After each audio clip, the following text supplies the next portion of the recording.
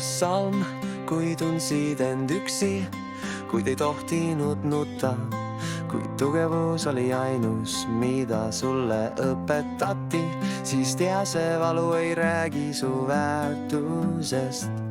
Su tõeline jõud on su haavatavuses, need pisarad, mida keegi ei näinud, on vaiksed seemned, mis tõe poole jäid.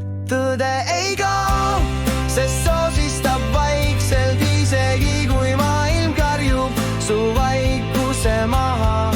Tõde ei kao, see ootab su südames, kuni julged taas enda armastada.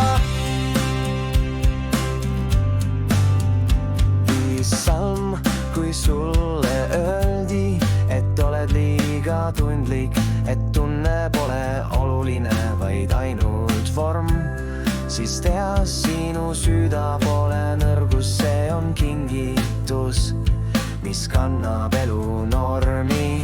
Ja isegi kui sa oled põlvili maas, tõde ei vaata su peale ülevalt alla, ta on su kõrval, käsi su käes, ta on su sees, valmis sind taas äratama. Tõde ei kao, see elab igas hingetõmbes, ta ei vaja toestust, et jääda su juurde. Tõde ei kao, ta on sinu valgus ka kõige pimedamal hetkel suust all, kui hakkasid kuulama, mitte karjuma vastu. Kui vaiguses kuulsid oma südame takti, siis taipasid, sul pole vaja toestada, ent sa oled juba tervik, sa oled oma enda vend.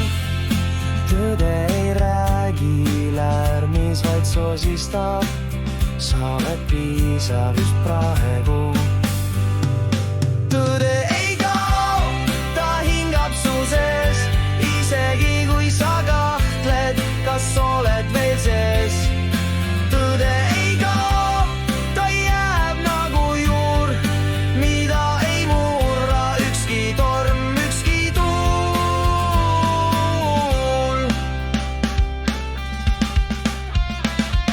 Kui andestad endale kõik, mis läks valesti ja näed, need haavadki tõid sind lähemale päriselt, siis tõuseb valgus su endas sügavusest, su silmad peegeldavad taas sisemist rahu. Sa ei pea olema tugev, et olla väärt, sa ei pea olema terve, et olla nähtud. Tõde ei vaja maskiga õigustust, ta tahab ainult sind ausa